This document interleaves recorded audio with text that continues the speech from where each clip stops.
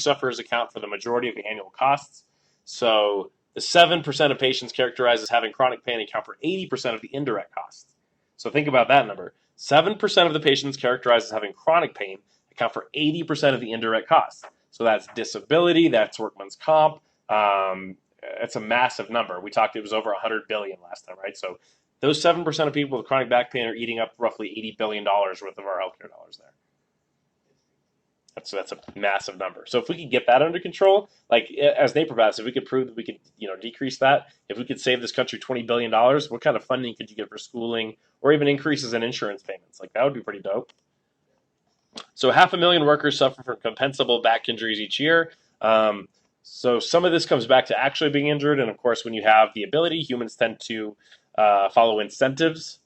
So if you know that you can fake a lower back injury and get payment and disability, many people will do that. There are some honorable people, but you have to keep in mind that we regress to the mean. People are desperate, and if they think they can get money, many will, right? It's kind of like this argument we were having about if I walk in the hood and I have $1,000 hanging out of my pocket, that doesn't justify the people there for robbing me, but I should also know better too, right? Like it doesn't make it right for them to commit crimes. I'm still a victim, but I also sort of put myself in that situation. So it's something to think about when you have these malingerers as well. Like if you create a system that incentivizes people to fake injuries, we can't really be surprised when there's a lot of fraud in that system. So how do you do that? I don't know. I don't know what the answer is. How do we discern the fakers from the real ones? It's tricky. I ran a business and I had an employee, and one time I had to fight with one employee really fell on a boat and injured. And I had such a fight with the insurance company. Right. And then I said, okay, I stopped paying you, and then going after me, Right. But it's easy, I think that 2%, it's definitely not correct. It's because, as you said, we don't know if it's because of fraud, or because they try to fight the fraud, or Sure. they just try to make as much money as possible. Or they also had lower back pain before, and then they were like, oh, I can get paid and not work. So, I mean, generally speaking, the average person, if you can get paid to not work versus getting paid to work, like, wouldn't you do that? Like, we're wired for efficiency. Like, biologically, you're wired for efficiency. We're designed to be lazy. We're designed to procrastinate. We're designed to like foods that are high in calories because we need that. We're designed to want to reproduce. Like, those are the things that we're wired for. So when you create incentives for it, we can't be super surprised that people sort of act that way. People are like, no, everybody's good. Well, The body don't want to do all that. Right, exactly. It doesn't. It wants to be very efficient, right? It wants to lay around and have air conditioning. Okay, so only 2% of Americans actually qualify for compensation for injuries to the lower back. But lower back pain accounts for almost 1/5 of all workers' compensation claims in the United States. So metal workers, and here's a lot of times what happens, right? Like, so somebody throws their back out. Happens to me all the time, but I recover every single time, right? But if you've never had it happen, and then you go get an MRI, and they're like, oh, look, you've got a disc bulge or a disc herniation, right? They might have had it before. 82% of people that have never had back pain have those bulges. So now they are convinced that they've been broken by the job, and they may have a lawyer or another doctor that's like, see, that was because of XYZ. And again, we know that it's very difficult to, draw causation, especially from minuscule things, right? Like, I wouldn't expect somebody picking up a chair to cause a massive sequestration of a disc. Could it happen? Sure, but not the same amount as like something falling on your head, right? Like, so that matters too. Like, I love those everybody in agriculture. Birds called birds. Right. Yep. Wayne called Wayne. Yeah, exactly. They always rhyme. So metal workers generate over 3/4 of back claims. So that's interesting, right? So information from and it makes you wonder also about how unions, communicate and those kind of things as well. Information from the Bureau of Labor and Statistics show that 76% of all claims related to strains and or sprains of the back come from people working within the metal industry, and lumbar pain accounts for 4.1% of all healthcare visits across the country. So there's an increased number of lumbar MRI scans from Medicare beneficiaries between 1994 and 2005. So we can see this massive increase, 307%. So in 1994, we had about 300,000 lumbar MRIs ordered. In 2005, we had about 1.5 million MRIs. So I don't know what that data actually entails. Is that per capita? Is that per 100,000 people? Because obviously we would expect in 2005, with an increasing population, there's probably numerically higher people on Medicare than there were in 1994. Also in 1994, MRI was a fairly new technology. So we didn't really have access to it in the 80s, so people were just becoming aware of it. Also in 2005, people have the internet, so people are aware. Everybody knows what an MRI is now. So when something hurts, like, did you get an MRI? And so we kind of create a self-fulfilling prophecy again. Like we talked about previously with autism or ADHD, when you present to your doctor with a diagnosis in mind, you're much more likely to get that diagnosis. So if you go in wanting an MRI thinking there's something wrong with you, you are more likely to get an MRI than if you didn't go in there wanting it. So part of the problem with this is the cost of MRI. Typically, the insurance billable rate is between 1.5 thousand and $3,500. Why? Well, the MRI machines are very expensive. You have any idea how much they cost? It's in the high millions for an MRI machine. So in order to recoup your costs, you have to pass that back on to the consumer. So what happens? So I sit in a magnet tube and then I owe $2,000. Why? Supply and demand, which of course, in my opinion, shouldn't necessarily exist within the healthcare field. So what you'll hear me say is like, whatever the system right now isn't working. Either it should move to a free full market capitalist thing to where people can compete and drive prices down, or we should go to a single payer to where people compete for the lowest price contract and then everybody gets that cheap care. What we have now is crony capitalism healthcare, where people jack the prices up, whether it's EpiPens or MRIs or whatever, and they can run the cost up however they feel like they need to. And who suffers? Well, the consumers suffer. Most of us end up paying exponentially more for healthcare than we should. Most plans suck, right? Like, so my deductible is like $6,000-$7,000. I pay $430 a month for that. But of course, hardly any of it gets covered until I hit my deductible, which starts over every single year. So it's really catastrophic healthcare insurance. And the scary thing about that is I know I'm not even paying my own part. I make six figures. I'm under 40 years old. I should actually be paying more relatively than other people. But say I get a colonoscopy every other year. My bill is, say, $12,000. Even my prescription medication for this particular drug, the insurance is billing $1,200 for. I have a $30 copay, but they're getting $1,000 or $800 from the insurance company. So if I'm spending $800 a month in prescription medications and I'm paying $400 a month, I'm a net negative. If I'm a net negative, what is somebody who's paying no or $50 a month for their healthcare costs? So we're all running this thing into the negative, and what are we doing? We're subsidizing with taxes already. That's part of where your tax dollars go. So it's like if our tax dollars are already going to go towards that, maybe we should move to a single payer. I don't know. That also has some negatives that come with it, but I think that part of the reason in Europe they live longer is because they kind of like taken care of. So there's way less stress that the American society is bringing. Right. And I think that actually, if a lot of this, even a lower income, would be just free medical insurance, prison population will go down, domestic abuse will go down, drug consumption a lot. The trickle effect will be so huge that nobody understands it more. It's certainly plausible, In Europe, they were taken care of, and they seem productive. So here's something to think about too, and this is due to corporatism in America. I'm not saying it's good or bad. It is what it is. We are community animals, and in a lot of other countries, people live with their extended families for long periods of time. And this typically happened up until about the 40s or 50s. Like, there were no suburbs, there was no interstate system. You either lived in the inner city or you lived on a farm. You had multiple children for multiple reasons, because they were free labor. They helped you on the farm. They also took care of you when you were older. The bigger your family, you also were raised by your brothers and sisters and aunts and uncles, so your parents didn't always have to be around. In the Americana system, what we want to do is kick people out of the house once they're 18. So now we're getting double the mortgage payments because that person's got to go pay rent and the parents are still paying rent, right? Like in a lot of other countries, even when you're married, you may still live with your parents for a period of time, and they help you raise your children. So we have this isolated crash culture, like you guys have seen the movie Crash, where nobody even talks or communicates. And of course, the point is to sell every single person a car and a house. And we've conditioned people to not be around each other. So, we run into this issue that we think that more stuff is going to make us happy. You've got the Cadillac, the $500,000 house, and we kill ourselves working to get that money. In a lot of particularly Southern Europe, that's not necessarily the apex. You want to spend time with your family, you eat, you drink, So there is a more happiness in those kind of things. and they're not as stressed from work. They're sleeping enough. They're walking. They're getting exercise. I know. I have a lot of friends in Europe, and I know how they live. And they, there's some kind of relaxation that help with tissue and everything. Sure. There's some kind of mental security that we don't have. Sure. A lot of us with high income. Right. But does income always equal happiness? Well, sort of. Not always. Yeah. But now there's other countries that do it worse than us too, right? Like Germany and Japan. Which, by the way, is, in my opinion, manufactured. I don't think it's necessarily an accident. The countries that we helped to recreate, South Korea, Japan, Germany, post-World War II. Germany, if you've been in Germany, you know that, and German people, they're very rigid also.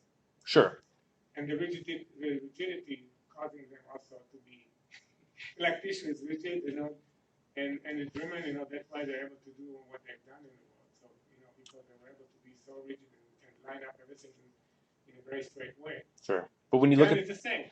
at the work hours, they actually work more than Americans, right? Yeah, and they take even more pride in their jobs. So steep. But the conspiracy theorist in me says, it's almost like we kind of created that culture when we helped them with the Marshall Plan and when we helped them to, recreate Japan into these manufacturing giants and these technology hubs. We maybe rubbed some of that corporatism off over on them. And are they really happy? I don't know. I mean, what's the suicide rate in some of these countries? And, do they have words for like death by work in Japan? It's okay, cool. You made a lot of like radios and TVs, but, are you living long and are you healthy? They're very rigid. Right. Their structure, their social structure is very rigid. And Americans are fairly rigid too. Like, we're very serious. Like, it's funny, like, all my Australian friends are like, why don't you guys ever joke? Like, you can't joke about anything. Like, you're always offended. Everybody's always mad about something. It's like, oh my gosh, I'm so offended, It's very interesting. Yeah. Right. All right, so back surgery is devastating to healthcare costs. This is a big part of the problem, right? So $75,000 is the average approximate cost of spinal fusion surgery. So on average, spinal fusions cost about $75,000. Subsequent costs such as rehab and weeks off of work, medication, will make those prices even higher. So we know, particularly with spinal fusion surgery, there's actually a diagnostic code for spinal fusion surgery because it has over a 55 to 60% failure rate. Also, most of these operations are not evidence-based. They were created and put into place before we had any kind of evidence-based medicine. So how do you study it now? Well, it's unethical to do so. So they kind of just sort of exist. And what we also know, again, is that if you have one fusion, you're exponentially more likely to have a fusion at another level, which makes sense biomechanically speaking, right? So if you don't get any movement in that spinal unit, what are you going to do? You're going to create excessive movement in the unit above it and the unit below it. That's part of the problem with stuff like orthotics or things like that. Like, you're creating weaknesses in other areas upstream or downstream that can certainly lead to other issues. That's why if somebody truly has an anatomical leg length difference, they actually probably do need a lift because they're walking around with one foot that's 2 inches longer than the other. One could surmise that same knee and hip are going to take a beating, mechanically speaking, and they're more likely to have joint replacement on those areas. So symmetry is key. So, when we just jump into these spinal fusion surgeries, this should be our last resort always. Like, it's not a win. Like, why do you do that? Not necessarily for pain. It should be to stabilize something that needs it. So if you have a shattered vertebra, like, yes, please. If you have bone cancer that's destroyed the vertebra, yes, that's what you need done. If you have massive osteoporosis or penia, these are probably things that you need. But unfortunately, people get back pain, like, I've got a herniated disc. Well, because the cultural authority, again, goes through the spinal surgeons, they may use this as a front line because that's their worldview. Because they view the world through structure always equals function through MRIs and X-rays. And now we're seeing the swing back the other way, right? Like we talked about, just because pharmaceutical companies are corrupt doesn't mean that supplement companies are also not corrupt. Just because orthopedic surgeons are wrong that structure doesn't always equal function doesn't mean that the new wave PTs think that structure never equals function, right? They take those studies we just discussed and they're like, oh no, your discs can take a beating and blah, blah, blah, blah, blah. Well, sometimes. Of course, there's an overlap, right? Like, structure doesn't always equal function, but it certainly does sometimes. Like, if you've got a torn ACL and your shin's moving back and forth, I can't just ignore that and be like, hey, listen, Davis is allowed to take care of that, right? Like, if I've got a disc herniation that's pressing on a nerve, I'm getting atrophy and flaccidity in my calf, like, that needs to be addressed. So you need to make sure that your symptoms and your etiology matches up with your structural findings. Somebody said the other day, like, why do you hammer somebody's shoulder? I said, well, sometimes it's structural. Not always, but sometimes. If it's impinged, I want to unimpinge it. Okay, so transelectric cutaneous stimulation, also known as TENS, is the delivery of electrical current in the skin through electrodes to relieve pain. In recent years, this has become common as a home treatment once a patient has been adequately instructed by a medical professional. What you're seeing now is insurance has deemed that this isn't necessarily very good efficacy-wise, and they're not paying for them anymore. Most passive modalities, insurance has decided that they're not any good, so typically insurance doesn't pay for things like ultrasound, e-stim, TENS, Russian stim, rollers, and things like that. Part of that is because of abuse on the part of PTs and chiros who erroneously billed those things. They would put stim on somebody, and they would bill for neurological re-education. It's not what that is. Or they put the roller on and they bill it for like spinal traction. It's not what that is. Even taping, they were billing for strapping, which is a post-surgical code. They would put K-tape on, they get $60 from the insurance for strapping. So what does the insurance do? They go, oh, we're not going to pay for any of this anymore. So it doesn't mean that these don't have any merits. It just means that they're not as useful as people probably thought before. But again, they have a very low side effect or negative effect rate. So most of these modalities are worth a try. Heat, cold, e-stim, ultrasound. Are they going to likely change the global etiology of the injury? Probably not. But they can certainly cause some level of pain relief. And again, if we're going to talk about TENS versus systemic medications, again, I would surmise that TENS would be a better choice because of the lack of side effects or damage in the long term, right? Because those other medications, acetaminophen can cause hepatic failure, NSAIDs can cause, gastrointestinal distress, stomach bleeding, kidney failure. So they all have a consequence. For some reason, everybody decided in our culture that like ibuprofen was just fine. You could just take it like a vitamin.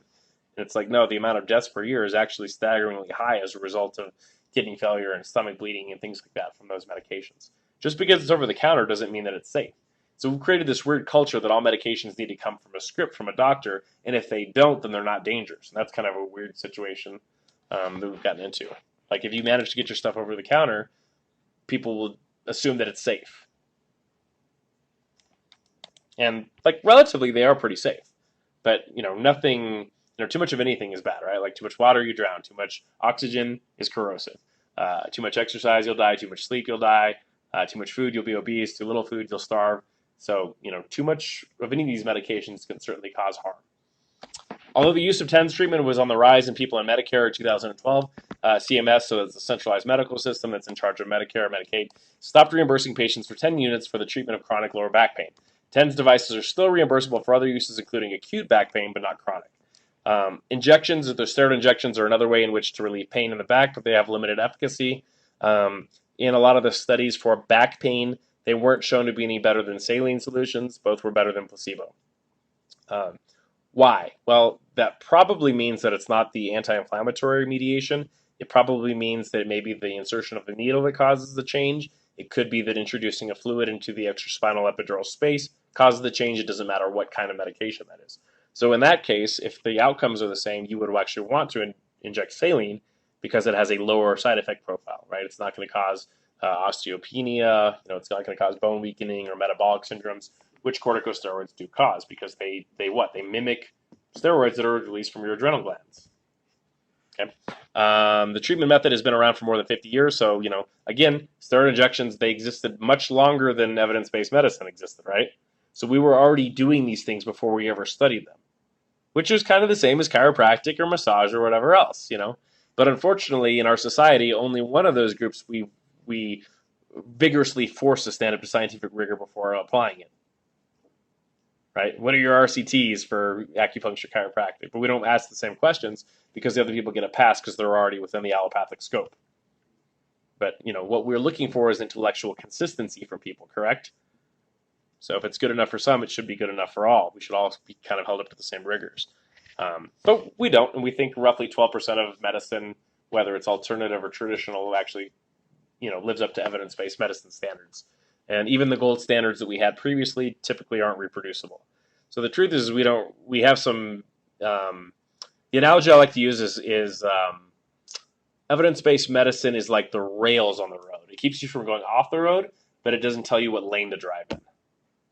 Right? So it kind of gives you your parameters on the ends, but it shouldn't dictate how you drive. Nice analogy. So, Unfortunately, many students are like, no, you just have to drive straight down the center of the road. I read this study, and so that's it. And that's just again, it's a very dogmatic, rigid way of thinking. It's right in line with religious thinking. You're having faith in something, particularly something that you can't even test. That's not really how I prefer to make clinical decision making. I would actually rather see things work in the real world. That doesn't mean I ignore the data. It just means that I take it with a grain of salt. Okay. And trust me, I was that guy in grad school. I was the one poo-pooing everything. That's not what the research says. Well, blah, blah, blah, blah, blah. This study says this and this and this. And that's easy to say from the sidelines when you're not actually treating patients because you have no frame of reference to work through. It's literally the only reality you have. But once I got into practice, I realized that, oh, wait, people are unique and they're different and their genetics are different, their lifestyles are different. So nobody really fits into this box necessarily. Every once in a while, you'll get a textbook case, but most people don't fit the textbook. Earlier in our last year, we had a research method in class. There was one research about the use of chiropractor and how much chiropractor use evidence-based medicine. Most of them don't have any time to look at evidence-based. It's like, you know that research? I don't know if you've been in it. Yeah, it's kind of interesting. We'd like to be evidence-based. We just didn't even have the time to go through new research to say, hey, right? And for most people, it's real practice. Well, and the types of research that are done related to the practice typically aren't very relevant. Yeah. If you're comparing, metformin or some sort of medication to a sugar pill, it's much easier to check those two things because you have objective measurables. You're checking a lab value and you're saying, does this increase or decrease the lab value? If I'm checking a statin versus a placebo, I have a very specific intervention. I have a very specific outcome that I can measure, right? HDL, LDL, but pain doesn't work that way. It's very subjective. And even range of motion changes all the time, right? Like part of this stuff, people will be like, oh, that's just momentary changes in range of motion. Okay, so when you eat a meal, is that not a momentary sedation of your hunger? Like you're going to have to eat again, you're going to have to stretch again, you're going to have to do soft tissue work again. Nothing is permanent. You don't stop brushing your teeth just because you had your teeth cleaned. Like you'd be like getting your teeth cleaned and they'd be like, that's just going to come back later. Yeah, if you don't do what you're supposed to do, it certainly will. Like, I filled in my gas tank. Okay, I'm just going to drive this car forever? No, I have to fill the gas up again. You have to exercise again. You have to stretch again. You have to do those kind of things again. You have to take accountability for your own health. And then your healthcare providers, your PTs, your chiros, your naturopaths, are there to help guide you and to help you become self-sufficient. So always be wary of the ones that make you reliant on them. People come back angry and be like, it came back in 3 months. It's like, 3 months is pretty good. That's pretty good. For 2 treatments. Right. And did you do what I told you to do to keep away? No. Okay. Yeah. It was like the doctor that I was treating today. I told her it would be about 3 sessions of the shoulder to fix it, and it was fixed. I told her these are the exercises you need to keep doing to keep it away. Well, she got busy and didn't do it. So in about 3 months, it came back. And that's actually fairly typical because you don't know until you've been through it. It's like you don't know heartache until you've been through it. You can explain it all you want, but until you've actually lived it or felt it, it's a different animal. Like I don't know what menstrual cramps feel like. I never will. So in human nature, because you don't know the stove is hot until you touch it. Exactly. And so now she comes back for one checkup. We fix it. She now understands the importance of the home exercises, and now she will do them because she doesn't want to have the same thing happen again, right? That's how you learn. All right, so due to the increasing charges, there were 6-fold increase in spinal injection fees amongst Medicare expenses during this time. The Medicare population only saw a 12% increase. So there's the answer to the question we were talking about earlier. So there was a 12% increase in the enrollment in Medicare, but we had a 600% increase in spinal injection fees amongst Medicare expenses. So why is that? Well, it's considered a surgical procedure. So surgical procedures are coded at a higher rate than outpatient procedures, particularly when they're fluoroscopically guided. So those can run you between $3,000 and $8,000 per injection. So because of the fiscal portion we talked about, those can become money-making ventures for certain types of clinics, and they can even be pushed upon the providers by the administration. So something to consider, right? So those can be big money makers, even though the efficacy is fairly limited. Nobody's immune to these kind of data, like overtreatment of chiropractic, overtreatment of PT, overtreatment of injections. Again, getting feedback from the patient and figuring out what helps them and what doesn't is very important. Let me bust these last few and we'll get you out of here. So the injections of back pain, the cost for back pain injections can be as much as $600 per shot at a cash rate, and often requires a series or multiple injections. Luckily, insurance can cover a significant portion of that, so $600 is the cost out of pocket typically for an injection, which is kind of ludicrous, right? Like what does this solution cost 40 cents, 30 cents. What does a syringe cost? So you're telling me the labor of one injection is worth $600 for, what, 2 minutes? It doesn't seem to correlate with a poor population, right? All right, acupuncture. So in acupuncture, in a study of 638 patients with chronic back pain, those who sought relief through acupuncture, 10 sessions over 7 weeks, improved considerably more than those who used medication, physical therapy, or continued their chosen treatment path. Even after a year, the acupuncture group reported feeling better than their counterparts. The study proved that stimulated acupuncture, whereby a toothpick, rather than a needle breaking the skin, stimulated the acupuncture points, turned out to be just as effective as the real thing. Interesting, right? So it may not be necessarily the needle breaking the skin that causes the changes. And in fact, I would actually make the argument that perhaps this might be an argument for fascial planes. And I actually sort of believe that anyway. A lot of the acupressure and puncture points could be correlated with places that have reflexic responses. Like, for example, if you push on your eyes, we have what's called the oculocardiac reflex. It will actually decrease your heart rate. Why? Because if you have an increased blood pressure, it could actually damage your eyes. So when you put pressure on it, it will decrease your heart rate, decrease your blood pressure. So when people get stressed, what you'll see them do instinctually is this. They don't know why they're doing it. Their body just kind of does it, right? The same thing can happen with the carotid artery reflex. If you put pressure here, same thing happens. It drops their heart rate. We found that the acupressure point in the hand may do the same thing. We don't necessarily know how or why, some of these gallbladder points and things like that, because the treatment interval was created on a pre-scientific idea of the chi system. So it's very hard to reproduce it, but we know it does work sometimes. Like we have seen it anecdotally, we've seen research behind it and things like that. So I think it would be effective for that group, along with chiropractors, is if they could recreate their paradigm into something that's a little bit more rational. I think they would survive longer. I think they'd have greater cultural authority. I think they'd have a greater increase in acceptance, which would help everybody, because then people would be less hesitant to try these treatments that have a very low side effect profile and actually do fairly well. You know, when people ask you if they should do acupuncture, yeah, give it a shot. Like, the odds of you really getting hurt from acupuncture are pretty low, lower than they are from spinal manipulation or medications or injections. I don't believe the efficacy generally is necessarily high, but I mean, if you do well with it, keep doing it. And then the toothpicks did pretty well too, right? So maybe there's some sort of stimulation of fascia, or I don't know. So chiropractic care for lower back pain. So 54% of those who had chiropractic treatments found them to be effective. So a little over half, right? So chiropractic treatments were proven to be effective for just over 50% of sufferers, as noted by the Research America survey conducted in 2003. The chiropractic industry is significant in the U.S. with over 45,000 licensed chiropractors, generating a combined annual revenue of $12 billion. It's 2.5 walls. Chiropractic treatment is everything's just going to be in relation to walls. Chiropractic treatment is not isolated to the U.S. Tens of millions of people around the world visit one of 95,000 actively practicing chiropractic doctors for their back. So keep in mind, bone setting exists everywhere. In other countries, they're called different things. Osteopaths are more common in the UK. Napropaths are more common, obviously, in Sweden. There are different types of bone setters that exist throughout Turkey and Saudi Arabia and China and those kind of things. They're just not chiropractors. So because chiropractor as a profession was invented by D.D. Still in 1895 in Davenport, Iowa, obviously more than half of the world's chiropractors are going to live in the United States. You know, osteopathy, sort of the same thing, but some things just take roots in other places better.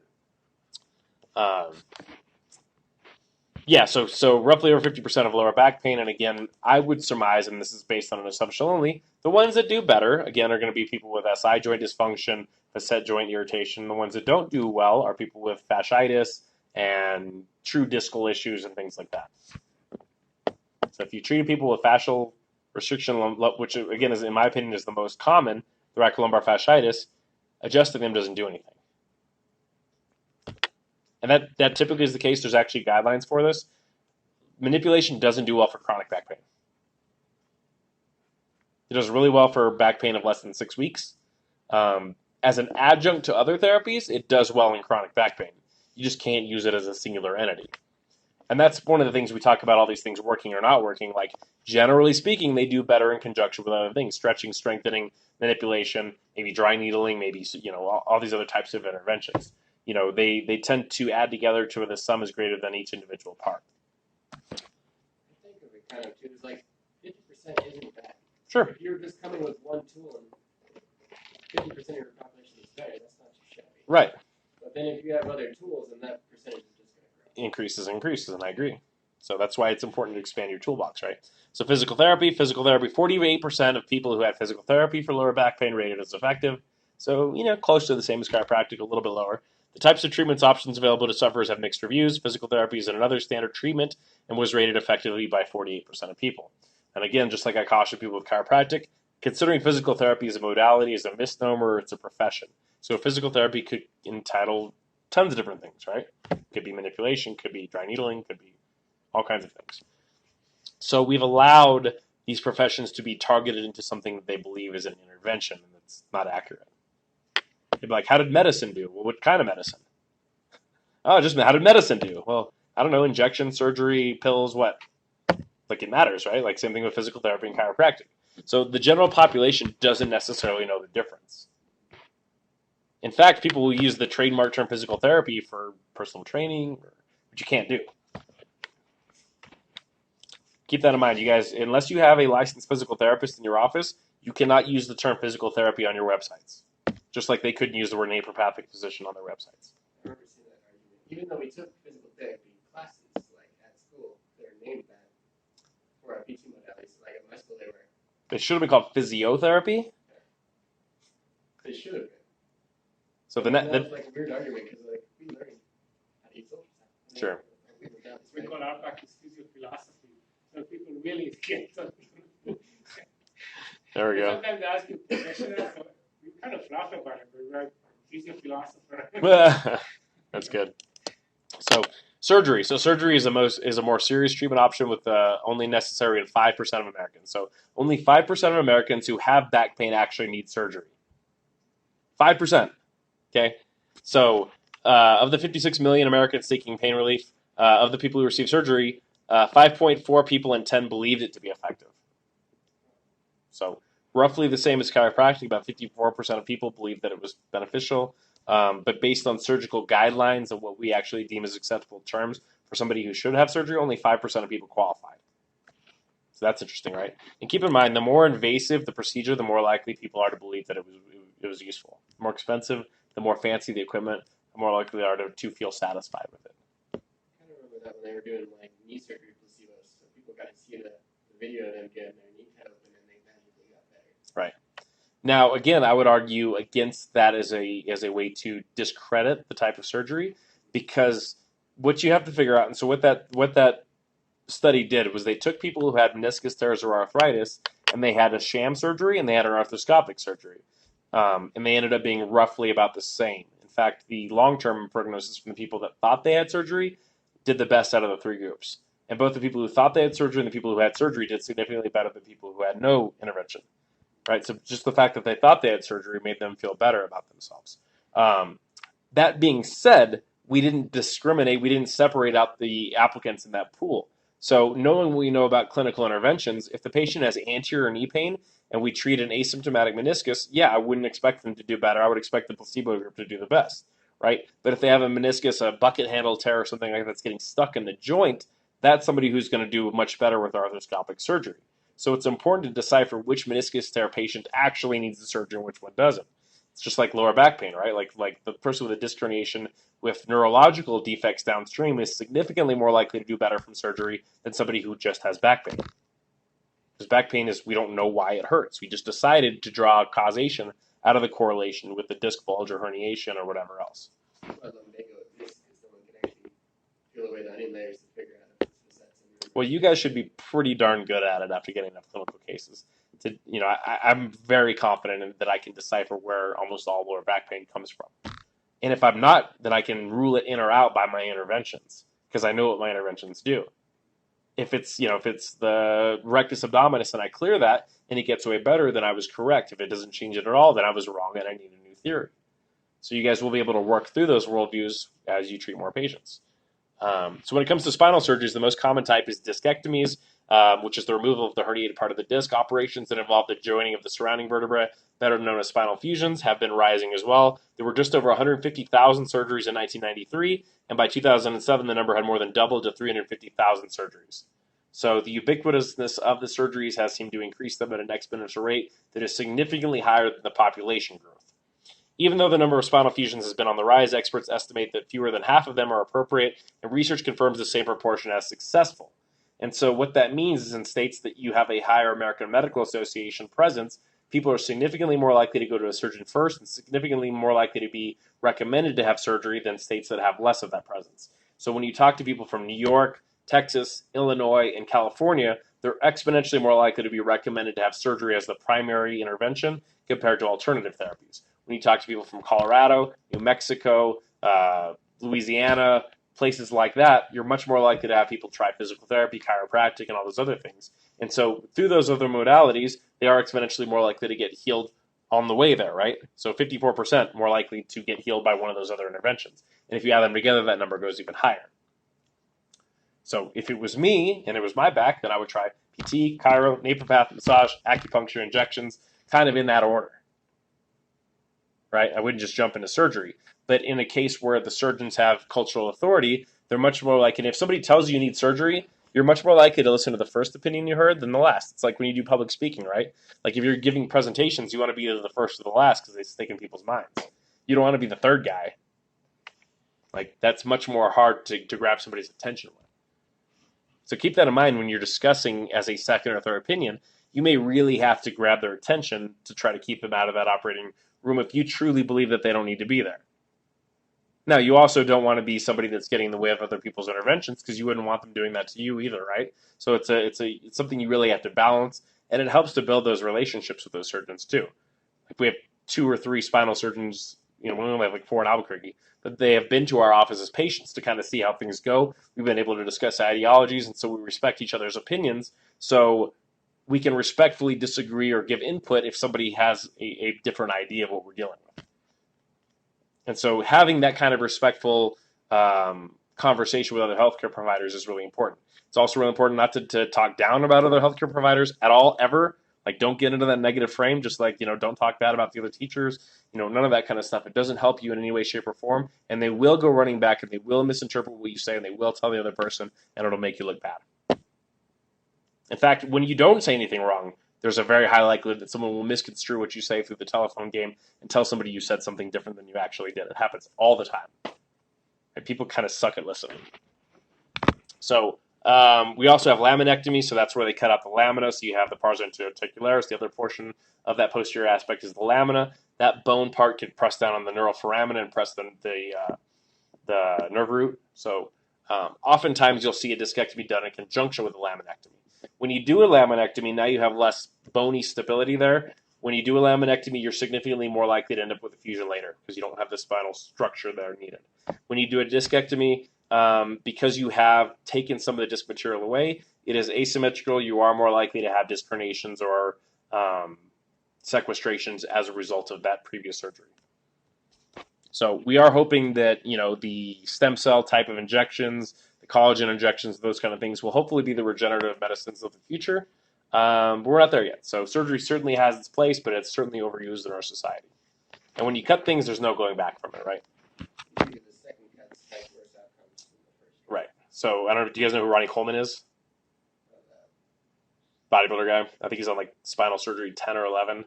So there's 2 problems here. One, he believes that he's like a car, and you just change the muffler, and then you put a new one in. Bodies don't work like that. All our cells communicate with each other. You don't just replace things without some sort of consequence. 2, his surgeons aren't being real enough with him to tell him that he has to stop doing what he's doing or they won't operate on him again. So he'll have a spinal fusion surgery. They'll put screws in. He goes back to the gym, picks up the 120-pound dumbbells, starts shrugging them, gets on the leg press machine that's folding him in half. What do you know? He breaks a screw loose. And he's already numb, so he can't even... I mean, he's going to end up paralyzed. If he already requires walkers, and he can't stop going to the gym. And his surgeons, what they tell him is like, oh, it's probably just chance. It's not what you were doing. And so the guy has surgery after surgery after surgery, and frankly, he's lucky he's alive still, right? We talked about the relative risk of surgery. 1 in 33 non-cardiac surgeries result in a heart attack or a stroke. It is not a walk in the park. You should take it very seriously. People go, I'm just going to go in and get this thing cleaned out. That's not an appropriate way to discuss an invasive procedure. That's not even counting the complications that can occur through anesthesia. 1 in 10 people that have surgeries done the right way will end up with an infection that can be life-threatening. I've lost 3 or 4 patients in Albuquerque due to secondary infections from surgeries that they've had done. They have died. So it's not a walk in the park. It should be weighed heavily, just in the same way that you think about your informed consent. Like, there is risk to what we do too. You could free a clot. You could cause a DVT. Hypothetically, there could be vertebral artery issues, right? Like, those things should be discussed. And the relative ratio based on the statistics that we have should be discussed as well. And that person can then make those decisions because this is America. I believe that if people have the informed consent and they truly understand the relative risk, then they should be able to do whatever procedures they want to. Like, they'll have this discussion all the time about risk to benefit ratio of like manipulation. Well, tell me the risk to benefit ratio of cosmetic surgery. We haven't banned that yet, right? And I don't think we should. Just like I don't think we should ban free speech or all these other things. The way you beat that is with better ideas. You don't shut people down. You beat a bad idea by having a better idea. That's what this country is founded on. So instead of trying to shut down certain types of procedures, what you want to do is educate your patient on the relative risk factors and give them another potential option that might be less risky. And that's a big part of this naturopathic game, right? Like, here are some other options that you should try before you jump into more invasive procedures based on the statistical risks that you have, based on all these other types of medications, risk of addiction, risk of stroke, heart attack, all these other issues. But they're not talked about, right? Like, we just kind of breeze over them. I mean, if you look at, we're talking 15,000, 16,000 deaths a year in this country due to acetaminophen only. Like hepatic liver failure. Like, people are taking Tylenol because they can buy it at the store, and nobody's telling them at the counter that they shouldn't be drinking alcohol on it as well. And they have liver failure. Right? So, we need to have a public that's more medical literate. We need to have a public that understands interactions of medications. We need to have a public that understands how their insurance works, what a premium is, what a deductible is. We don't want them to have to make decisions on should they have anesthesia while they're on the table, right? They've already committed to it, and they're like, do you want anesthesia or not? Well, I don't know. Is he in network? Is he out of network? I don't want to get a $20,000 bill. So now the risk of bankruptcy is now affecting our health. Like, that's a problem. Like, there's a couple areas that I don't believe that should be subject to free market capitalism, and those would be education and healthcare. And those are the two areas in this country where it's run the most crony capitalist of any of them. Like, it's shocking. It really is shocking. It's like Rutgers University, right? It's like they have 70,000 students at $30,000 tuition. They generate $1.3 billion a year of revenue just from tuition. Oh, by the way, all universities are tax-free. Any sponsors they have, they don't pay taxes on. Any sporting events, they don't pay taxes on. Concerts on their campus, they don't pay taxes on. Also, they have endowment from state income from the funds. Harvard has like a $30 billion endowment annually, which is greater than the entire GDP of the country of Bolivia. And they have the nerve to charge students for tuition? Which, by the way, when you take a student loan, it used to be that you wouldn't pay interest, but now as soon as you take the loan, you start paying compound interest. And it's not at the Federal Reserve rate. It's not 2.2, it's 7 or 10 or 12. How is it a federal student loan when it's not at the Federal Reserve interest rate? That's crony capitalism, and it's disgusting. We're going to punish people for making themselves better, for being educated, for being healthier. And that's not the way the society is designed to go. Or potentially maybe two markets, right? Like a single payer and maybe an actual capitalist free market system.